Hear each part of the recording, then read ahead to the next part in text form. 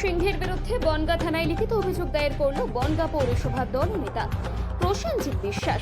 বুধবার রাতে বনগাঁ পৌরসভার 6 নম্বর ওয়ার্ডের কাউন্সিলর তথা বনগাঁ পৌরসভার দলনেতা প্রসেনজিৎ বিশ্বাস ব্যারাকপুরের প্রাক্তন সাংসদ অর্জুন সিংহের বিরুদ্ধে বনগাঁ থানায় একটি লিখিত অভিযোগ দায়ের করেন।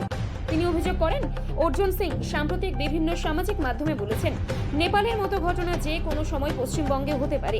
এটা উস্কানিমূলক বক্তব্য। এর ফলে আমাদের রাজ্যে অসামাজিক ও দুষ্কৃতিমূলক কাজের সঙ্গে যারা যুক্ত আছে তারা উৎসাহিত হবে বলেই দাবি করেছেন। অর্জুন সিংহের বিরুদ্ধে দৃষ্টান্তমূলক শাস্তির দাবি তুলেছেন তিনি।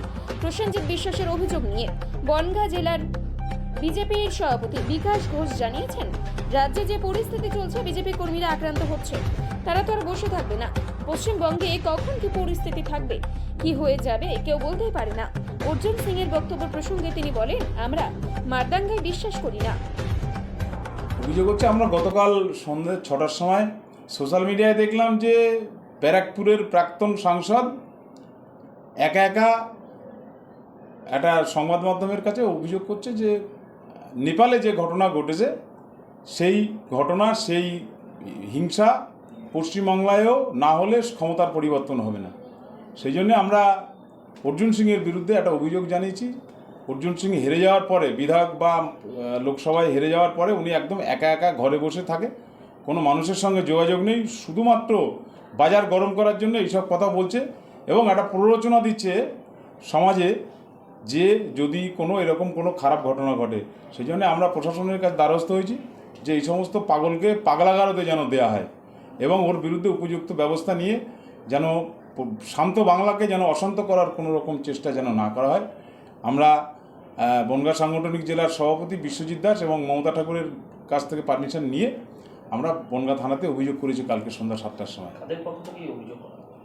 আমি তৃণমূল কংগ্রেসের পক্ষ থেকেই অভিযোগটা করেছি। আমি আপনার নাম? প্রসেনজিৎ বিশ্বাস, আমি দলনেতা বনগাঁ পৌরসভা।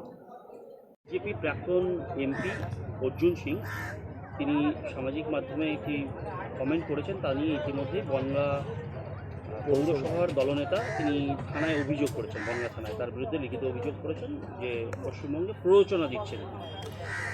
দেখুন, যারা সারা বাংলাকে সন্ত্রাস করে রেখেছে, যারা বাংলাকে একটা বারোজের ওপরে রেখে দিয়েছে যে টিএমসি সরকার, তারা যদি এখন বলে, তারা যদি অভিযোগ করে, তাহলে আর কি বলবো আপনারা বলুন।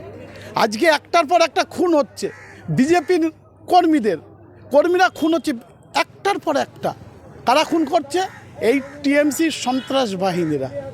তারা অর্জুন সিং কি বলেছে? অর্জুন সিং বলেছে, যদি এবার আমাদের কোনো কিছু মারে তার পাল্টা আমরা মার, যদি আমাদের রক্ত ঝরাই তাহলেও আমরা রক্ত ঝরাবো, নাহলে বাংলায় ক্ষমতায় আসা যাবে না। কেন কতদিন বিজেপি মার খাবে? নেপাল প্রসঙ্গে বক্তব্য রেখেছেন অর্জুন সিং, কি বলবেন? দেখুন, নেপাল বিষয় কি বলেছেন আমার জানা নেই। আমি একটাই কথা বলবো, এই বাংলার যা বর্তমান পরিস্থিতি হচ্ছে, কোন দিন কি হবে এটা কেউ বলতে পারবে না। কেন? একটার পর একটা অন্যায়, একটার পর একটা দুর্নীতি, মানুষ অধৈর্য হয়ে যাচ্ছে, তাদের ধৈর্যর বাঁধ ভেঙে যাচ্ছে। কোন দিন মানুষ কি রূপ ধারণ করবে এইটা বাংলার মানুষ পরিস্থিতিতে বলে দেবে। দেখুন, আমরা আমাদের বিজেপি, আমি যেহেতু বনগাঁ জেলার সভাপতি হিসেবে আমি বলবো, আমরা মারদাঙ্গাকে পছন্দ করি না। আমরা একটা জিনিস, যে আমাদের যদি কেউ মারে, শোনেন, ইট মারলে পাটকেল তো খেতেই হবে। কেন? বিজেপি হাতে চুরি পরে বসে নেই, ক্রিয়ার প্রতিক্রিয়া আছে। তাই আমরা আগের থেকে আমরা কোনো সন্ত্রাস বা কোনো মারামারি, উত্তেজনা এগুলো আমরা পছন্দ করি না। আপনার নাম? আমার নাম বিকাশ ঘোষ, বিজেপি জেলা সভাপতি, বনগাঁ।